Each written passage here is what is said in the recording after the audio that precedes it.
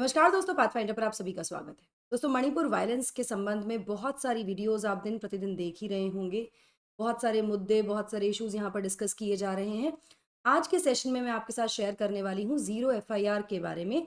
Zero FIR क्या होती है और इनको क्यों रजिस्टर किया जाता है, कब से इसकी शुरुआत हुई, क्या इसके कारण हैं, इन सभी चीज़ों के बारे में हम डिटेल में आज बात करने वाले हैं। शुरुआत करते हैं with the news headline. Manipur violence, what is zero FIR and why it is registered? Tribal safety concerns lead to many zero FIRs in Manipur. Cookies allege police bias. यहाँ पर ये भी कहा गया है। इसके बारे में डिटेल में बात करते हैं, बट बिफोर मूविंग फॉरवर्ड मैं आपको बता दूं कि आप मुझसे जुड़ सकते हैं इस टेलीग्राम चैनल के माध्यम से, जहां पर इन सभी क्लास की अपडेट, शेड्यूल्स, पीडीएफ एक्सेट्रा आपको मिल जाती हैं। इसके साथ साथ आप मुझसे कम्युनिकेट भी इस चैनल के थ्रू कर सकते हैं। अनअकैडमी ऐप पर भी आप मेरे साथ जुड़ सकते हैं मेरी प्लस क्लासेस और स्पेशल क्लासेस के लिए, जो कि फ्री क्लासेस होती हैं, with my code NDLive10। Unacademy के रिजल्ट की अगर मैं बात करूं दोस्तों, 2022 में बहुत ही शानदार रिजल्ट रहा, जहां पर हर तीन एस्पिरेंट्स में से हर एक एस्पिरेंट जो था वो अनअकैडमी प्लेटफॉर्म का था। तो हम कह सकते हैं कि 933 में से 333 सिलेक्शन जो है किसी ना किसी फॉर्म में अनअकैडमी से जुड़े हुए एस्पिरेंट का हुआ है। ये सिलेक्शन हुए हैं हमारे इस बार। आप भी इसमें से एक हो सकते हैं जब आप एनरोल कर लेंगे हमारे साथ उड़ान बैच में। उड़ान बैच जो कि यूपीएससी CSE 2024-25 के लिए शुरू किए जा रहे हैं। 1 अगस्त से इसकी क्लासेस शुरू हो जाएंगी। अभी आपको ये अवेलेबल है केवल 8,000 रुपये में, लेकिन इसका प्राइस बढ़ने वाला है और प्राइस 35% तक बढ़ सकता है। तो अगर आपने अभी तक इसमें एनरोल नहीं किया तो अभी एनरोल कर लीजिए, क्योंकि 26 जुलाई के बाद प्राइजेस इंक्रीज हो जाएंगे। मिलने क्या वाला है इसमें आपको? इसमें मिलने वाली है आपको 900 से ज़्यादा घंटे की लाइव क्लासेस, मेंस और प्रीलिम्स की test series, live answer writing, live note making. Generally note makings आपको नहीं सिखाई जाती हैं कि नोट्स कैसे बनाने, लेकिन यहाँ पर आपको नोट्स मेकिंग भी सिखाई जाएगी। कॉम्प्रिहेंसिव कवरेज होगा प्रीलिम्स मेंस इंटरव्यू का। फ्री मेंस मेंटोरशिप और इंटरव्यू गाइडेंस प्रोग्राम आपको मिलेगा अगर आप प्रीलिम्स क्रैक कर लेते हैं तो। टॉपर्स के साथ आपकी क्लासेस होंगी, मेंटोरिंग भी आपको मिलेगी, और साथ में अगर शेड्यूल की बात करूँ तो बहुत ही प्लान्ड शेड्यूल है। जो बच्चे ऑलरेडी उड़ान बैच का हिस्सा है, अग्निपथ बैच का हिस्सा है, वो जानते ही हैं कि बहुत ज़्यादा ओवर बर्डन नहीं किया गया है। कुछ ही क्लासेस होती हैं, 2 से 3 सेशंस होते हैं, और कॉम्प्रिहेंसिवली आपको यहाँ पर पढ़ाया जा रहा है। करना क्या है, आपको सिर्फ मेरा कोड यूज़ करना है NDLive10, और आप एनरोल कर सकते हैं इन बैचेस में आज ही। Do not delay, time is running out. तेज़ी से टाइम बढ़ता जा रहा है, निकलता जा रहा है, बिल्कुल डिले मत कीजिए। प्राइस बहुत अभी अफोर्डेबल मिल रहा है, केवल 8,000 रुपये। प्राइसेस बढ़ जाएगा, तो अब समय डिले करने का नहीं है। एनरोल कीजिए और अपनी सेविंग्स को मैक्सिमाइज कीजिए। बहुत ही अफोर्डेबल प्राइस पर यूपीएससी की तैयारी कर सकते हैं हम पाथफाइंडर के उड़ान बैच के साथ। नाउ बात करते हैं जीरो एफआईआर की। तो अब कुछ दिन पहले ही एक मतलब just days before a zero FIR was filed in the connection to the 4th May incident, जहां पर 2 मणिपुर महिलाओं को स्ट्रिप किया गया था, परेड कराया गया था राज्य के थोबल डिस्ट्रिक्ट में। एक और जीरो एफआईआर फाइल की गई है द सेम पुलिस स्टेशन, जो कि है संबंधित आरोप जो है उसमें अबडक्शन, रेप और मर्डर का है 2 कुकी जोमी महिलाओं के। ना ये जो एफआईआर फाइल की गई है, जीरो एफआईआर फाइल की गई है, वो फाइल की गई है अंडर सेक्शंस 302 आईपीसी के सेक्शंस हैं ये।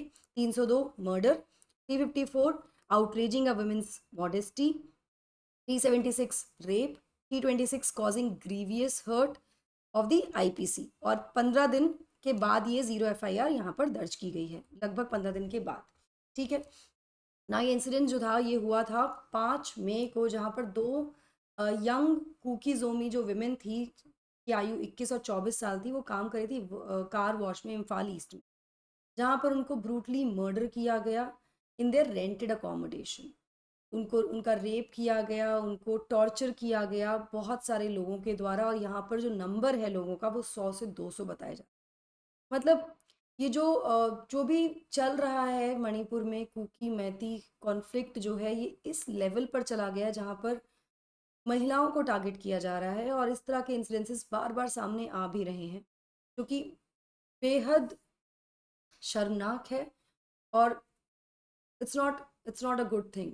मतलब एज अ सोसाइटी हमें लगता है कि बहुत बहुत गलत हो रहा है। Now coming back to the topic, 16 मई को based on the statement of younger victim's mother, जो 21 साल की लड़की है, उसकी मदर ने यहाँ पर स्टेटमेंट दी थी। एक जीरो एफआईआर रजिस्टर की गई थी साइकुल पुलिस स्टेशन में, कंगपोकपी डिस्ट्रिक्ट में। ठीक है, जो कि होम टाउन है दोनों ही विक्टिम्स का। नाउ 13 जून को this FIR was transferred to the Porompat police station of Imphal east district. मतलब जो 0 एफआईआर दर्ज की गई है वो होम डिस्ट्रिक्ट में की गई थी 16 मई को, और 13 जून को ये वहां पहुंची जहां पर ये इंसिडेंट हुआ था।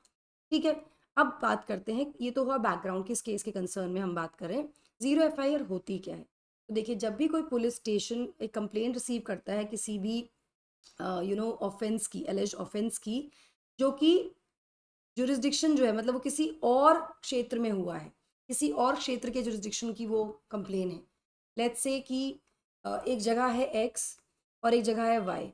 अब क्राइम हुआ है वाई में, ठीक है, यहाँ पर क्राइम हुआ है, यहाँ पर ऑफेंस है।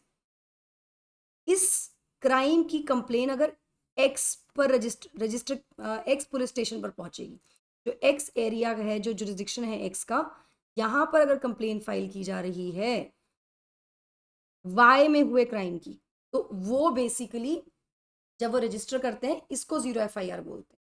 ठीक है, नाउ ये क्या होता है, यहाँ पर किसी और थाने के जुरिस्डिक्शन की एफआईआर है, मतलब क्राइम है, रजिस्टर कहीं और हुई है, वो रजिस्टर करते हैं एफआईआर को, उसका ट्रांसफर करते हैं उस रेलेवेंट पुलिस स्टेशन को फॉर फर्दर इन्वेस्टिगेशन। तो रजिस्टर कर लिया है केस को, ठीक है, एक्स वाई समझ लीजिए, यहाँ पर क्राइम हुआ है, यहाँ पर कंप्लेन आई है, यहाँ पर रजिस्टर किया, 0 एफआईआर हुआ ये, ठीक, उसके इसको ट्रांसफर किया जाएगा वाई में और यहाँ पर इन्वेस्टिगेशन होगी, जो कि इस केस में भी हुआ है।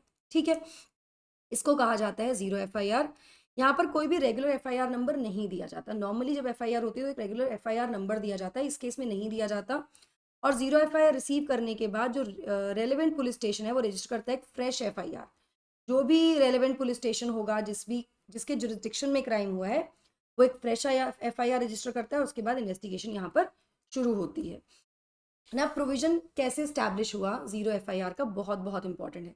तो जो 0 एफआईआर का प्रोविजन है, it came after the recommendations of justice Verma committee. Justice Verma committee को गठित किया गया था 2012 में निर्भया गैंगरेप केस के बाद।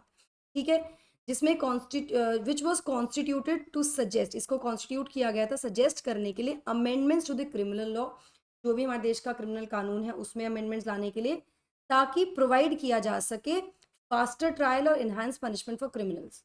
कौन से क्रिमिनल्स? जो कि अक्यूज हैं for committing sexual assault against women, महिलाओं के विरुद्ध जो सेक्सुअल असॉल्ट वाले जो क्रिमिनल्स होते हैं उनके लिए फास्टर ट्रायल्स हो, उनकी पनिशमेंट्स को एनहांस किया जा सके। इन चीज़ों के लिए बेसिकली इसमें संशोधन करने के लिए क्रिमिनल लॉ में ये कमेटी गठित की गई थी according to the 2020 circular released by the Puducherry government. ये कमेटी सेटअप की गई थी 2012 में, जैसा कि मैंने आपको पहले बताया। ये जो प्रोविजन है, इसमें प्रोविजन में क्या कहा गया है, प्रोविजन कहता है कि 0 एफआईआर को फाइल किया जा सकता है किसी भी पुलिस स्टेशन में by the victim irrespective of their residence, अपनी जहां वो रहते हैं उसके इररिस्पेक्टिव, या place of occurrence of the crime. ठीक है, सर्कुलर में ऐड किया गया था, बताया गया था, क्लैरिफाई किया गया। पर्पस क्या है 0 एफआईआर? तो इसका ऑब्जेक्टिव ये है कि विक्टिम को धक्के ना खाने पड़े, एक जगह से दूसरी जगह भटकना ना पड़े कि ये तो हमारे क्षेत्र में नहीं है, तो हमारे क्षेत्र की घटना नहीं है, वहाँ जाइए, ये ना करना पड़े। अपनी कंप्लेन रजिस्टर करने के लिए वो कहीं पर भी कंप्लेन रजिस्टर कर सकते हैं। तो ये provision is basically is meant to provide speedy redressal to the victim so that timely action लिया जा सके आफ्टर फाइलिंग दी एफआईआर, मतलब इमीडिएट थोड़ा स्पीड अप करने के लिए। अब ये तो हुआ 0 एफआईआर। नॉर्मली एफआईआर क्या होती है?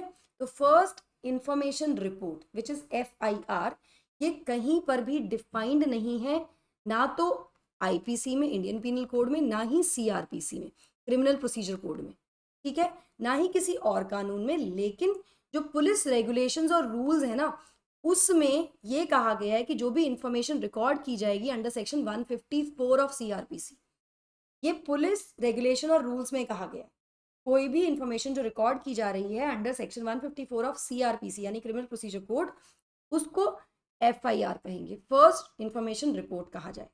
ठीक है, बहुत इंपॉर्टेंट एलिमेंट्स इसमें 3 होते हैं। पहला है कि जो इन्फॉर्मेशन है वो must relate to the commission of a cognizable offence. Cognizable offence होता है, होना चाहिए जो इन्फॉर्मेशन है एफआईआर के लिए। कॉग्निसेबल ऑफेंस क्या होता है अभी बताती हूँ आपको।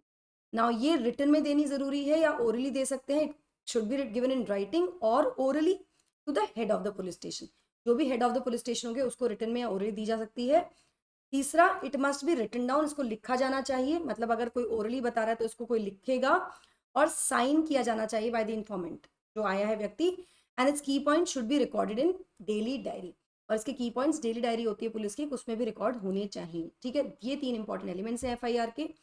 अब बता देती हूँ कॉग्निसेबल ऑफेंस क्या होते हैं। तो अगर लेमैन भाषा में बात करें या साधारण भाषा में समझे, तो वो ऑफेंसेस जहां पर पुलिस को वारंट की आवश्यकता नहीं होती है to carry out an arrest.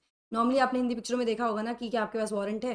कॉग्निसेबल offence के लिए वारंट नहीं चाहिए होता, बिना वारंट के भी पुलिस अरेस्टिंग कर सकती है। इसमें कौन कौन से क्राइम्स आते हैं, ऑफेंसेस आते हैं? रेप, रॉबरी, मर्डर, थेफ्ट, इस तरह के जो क्राइम्स हैं वो इसमें इंक्लूड किए जाते हैं।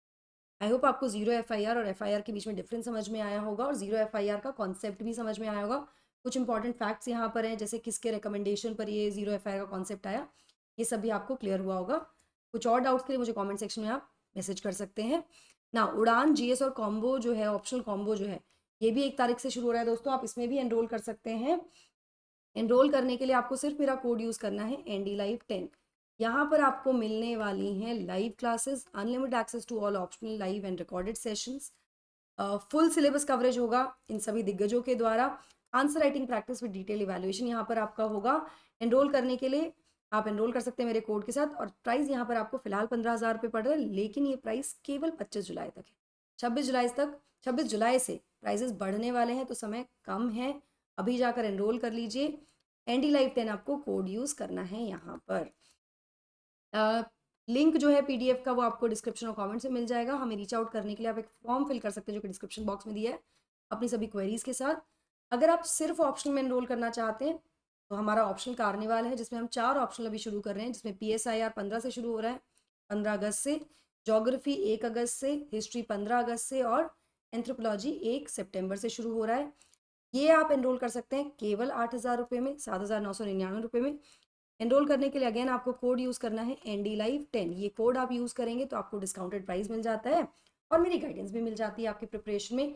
लेकिन ये प्राइस कब तक है? केवल 25 जुलाई तक। 26 जुलाई से प्राइजेस बढ़ जाएंगे, तो please don't wait for the right time, the time is right now, don't delay. Limited seats हैं, अफोर्डेबिलिटी है, सब कुछ सही डायरेक्शन में है, सही उड़ान देने के लिए है। ये है हमारी पूरी टीम पाथ फाइंडर की, जो आपको आपके सपनों को, आपकी तैयारी को सही उड़ान देने के लिए आपके साथ हमेशा हमेशा तैयार है। चलिए, पर्सपेक्टिव से आप जुड़ सकते हैं, जो कि आपको बता देगा dos and don'ts of UPSC, जो कि सीरीज़ है यूपीएससी टॉपर्स के द्वारा दोस्तों। इसके अलावा हमारे सभी चैनल्स को सब्सक्राइब करने के लिए आप QR कोड को स्कैन कर सकते हैं, ताकि आपको सारी इन्फॉर्मेशन आपके फिंगर टिप्स में मिल जाए regarding the batches, courses, etc. So that's it from my side. I hope you like the session. Don't forget to like, share, and subscribe to the channel, and also hit the bell icon so that you get notifications about it. Thank you so much. God bless. Take care.